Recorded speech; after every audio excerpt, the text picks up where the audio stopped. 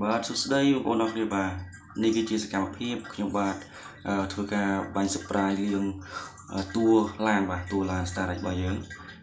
ងឡានហើយយើងបាញ់ surprise ដើម្បីសម្អាតនៅទលីដូចជាធ្វើឲ្យស្បែកពុកស្បែកកញ្ចាំងឡានរបស់យើងនឹងភ្លឺល្អបងប្អូននេះមើលជាសកម្មភាពបាទយើងបាញ់ទុកវាទាំងអស់ហើយបានយើងចាប់តាមយកណាត់យកជះមកដោះវាស្អាតបាទតែថាយើងមិនសម្អាតវាបានល្អទេវាស្នឹមតាមកែមសំជាយើងនេះយើងយកឆាប់ដោះចឹងមកដោះស្អាតមកបាទយើងដោះទៅភ្លឺដែរតែភ្លឺស្អាតជាងមុនយើងដោះនេះទៅល្អដែរ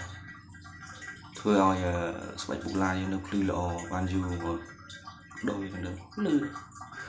នៅអរគុណបងប្អូនមានតែប៉ុណ្្នឹងបាទ